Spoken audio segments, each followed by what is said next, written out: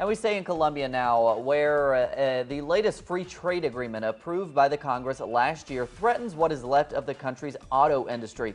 Our correspondent Natalia Margarita now with more from Bogotá. In the wake of the recently approved free trade agreement with South Korea, Colombian automotive suppliers such as Germán Rodríguez company have been struggling to stay in business. Over the last few years, Rodríguez had to reduce his staff from 150 to 110 employees. How many jobs we could have created if things had been done differently? That is the issue. By now, we could have had 200 to 300 employees perhaps. So the impact's not just about what has been destroyed, but also what could have been gained. I wouldn't have indebted myself to bring new equipment knowing what they have just signed. Since the opening up of the national markets in the beginning of the 90s, all Colombian governments have tried to appease criticism of liberal market policies by saying that local businesses have to become more competitive. However, such statements seem little more than cynical.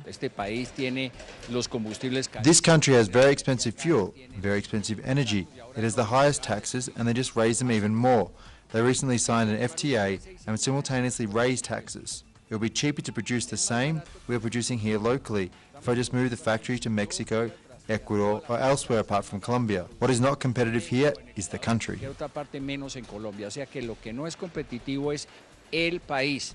Economist Camilo Diaz explains that free trade agreements are not the problem per se, but the conditions under which Colombia has been negotiating them. He emphasizes the need for equal conditions among the signatory countries in order to create mutual benefits.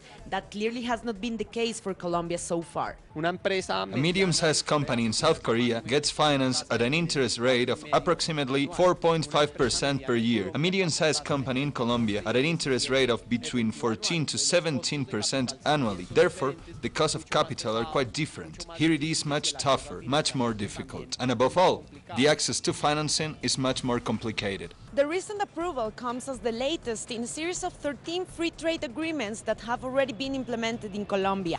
For local entrepreneurs such as Germán, it might very well mean the end of their businesses. From Bogotá, Natalia Margarita, Telesur.